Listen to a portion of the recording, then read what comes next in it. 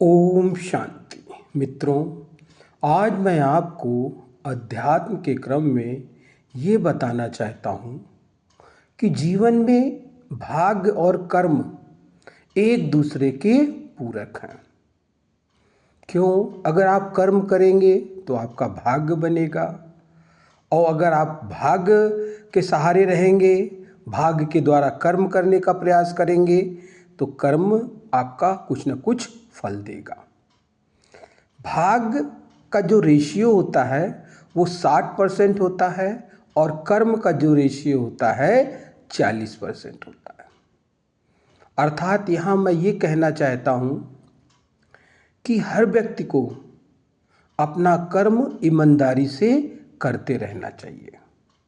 उसमें ये अविश्वास नहीं होना चाहिए कि उसे क्या फल मिलेगा।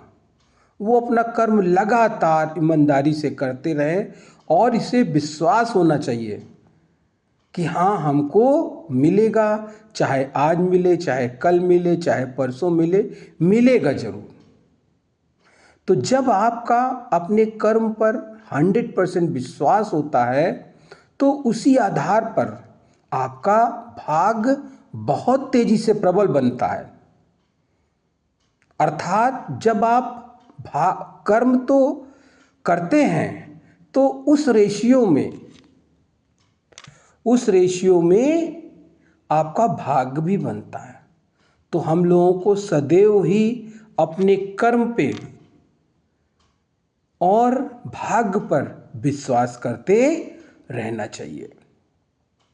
तो मैं यही सिर्फ बताना चाहता हूँ कि आप अपना कर्म लगातार करते रहें, किसी भेदभाव का मतलब यहाँ पे होता है कि आप कभी भी अपनी वजह से किसी को परेशान भी ना करें, लोगों को सहयोग भी करें। ये नहीं कि आप अपना तो फायदा चाहते हैं लेकिन दूसरे का नुकसान चाहते हैं।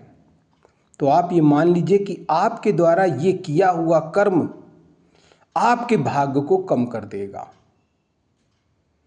अर्थात कर्म में बहुत बड़ी ईमानदारी होनी चाहिए, सदैव दूसरों के प्रति अच्छा होना चाहिए, उनके प्रति कोई गलत विकार नहीं होना चाहिए। तो जब इस तरीके का कर्म आपका होगा तो आपका भाग्य, जो चीज़ आप नहीं भी चाहते हैं, वो मिलेगा। अर्थात वो भाग्य आपका 60% बन जाएगा।